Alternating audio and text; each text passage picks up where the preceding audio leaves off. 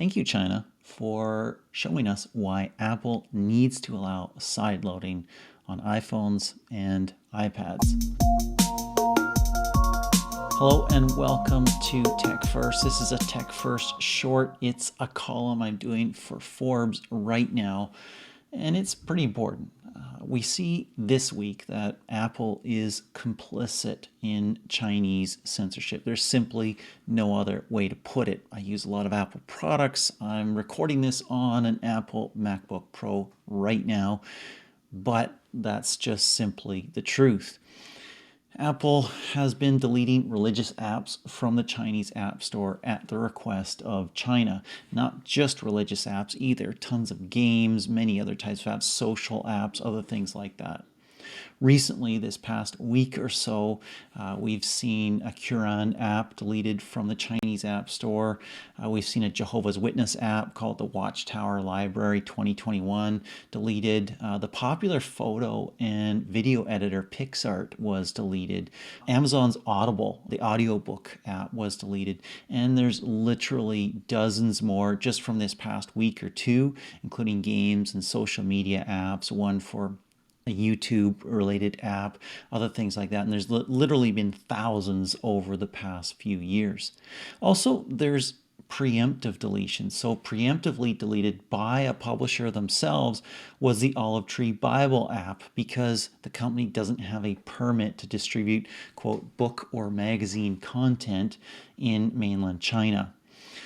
So I got this quote from the Deputy Director, Edward Mitch of CARE, the Council on American Islamic Relations. Some might think it's over the top, some might not. He says by obeying the Chinese Communist Party's order to remove Bible and Quran apps from its platform in China, Apple is enabling China's religious persecution, including the ongoing genocide of Uyghur Muslims. Interesting that the CARE Deputy Director doesn't just talk about the Quran apps, he's also talking about the Bible apps. He says, this decision must be reversed if American corporations don't grow a spine and stand up to China right now. They risk spending the next century subservient to the whims of a fascist superpower. Again, some might think that last line is a little over the top, but probably if you look at the fact that we've seen, is it millions, is it hundreds of thousands of Uyghurs who have been forcibly confined and perhaps even killed, that may not be over the top. So Apple's response? Apple says in its long and lengthy commitment to human rights that people come first and that Apple has a commitment to human rights, but that the company is required to comply with local laws. And at times there are complex issues about which we may disagree with governments and other stakeholders on. And look, not trying to just be a total bear to Apple here. That makes sense. If you're going to do business in the world, you have to do business in the real world. This is not easy. There are laws. You have to follow laws in countries that you want to do business in. So companies can't simply choose which local laws to obey and which not to obey. Doing so puts their local employees at risk. I don't know if you've seen the stuff from about Twitter employees in Russia, where Russia wants Twitter servers located in Russia, obviously, so they can control it. And they demand that Twitter have employees on the ground in Russia, again, obviously, so they can bully them. We also see that in terms of what Russia is doing with employees from Google and Apple. So if you simply can't choose which laws to obey and which not to obey, that puts your local people at risk, and it fails to respect a fundamental fact. Look, different countries can have different values. I mean, nobody has the word from on high necessarily in terms of a country as to what's 100% right and what's 100% wrong. They have different values, they have different laws. That's just the reality of the world we live in. So clearly there's a nuclear option, right? The nuclear option is to leave a country that has incompatible values, and we see that. That's exactly what Microsoft is doing with LinkedIn. LinkedIn is not going to be available in China anymore, and that's a big pullout. China was half or the second largest country in terms of LinkedIn users, so that's a big, big deal. And China and the West's economy, they're pretty interlinked. I don't know how many people I'm connected with in China via LinkedIn right now, but I suspect it's over 100. So that nuclear option, just leaving, would be suicide for Apple, right? Almost all Apple products are manufactured in China, and if Apple left China, I suspect China might have something to say about how those are manufactured, how quickly they're manufactured, how many accidents might happen in that manufacturing process, other stuff like that. Also, China's a huge percentage of Apple's revenue. It's over $20 billion in a recent quarter. Fortunately, there's an easier option, and we see a path like what Apple should follow in what Android does. It's also an option that can make life much more chill for Apple in the face of dozens of global antitrust actions that it will continue to face over the next few years. I'm not just talking the States, I'm not just talking Netherlands, not just talking Japan, China itself, Korea, all places where Apple has had antitrust action in the courts or from the government in terms of regulation and laws, and it's going to happen more places as well. So this option, that would be good for that, as well as for avoiding censorship, is sideloading apps, right? This is not a mystery. This is not a big shock. This is not like, whoa, there's something out there that nobody's ever heard of. Look, sideloading is the ability to install software on a smartphone that is not straight from an approved store.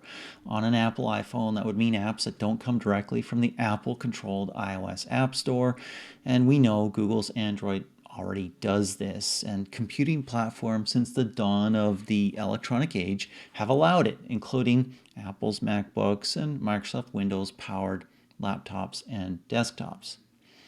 So straight up, this does come with some risks.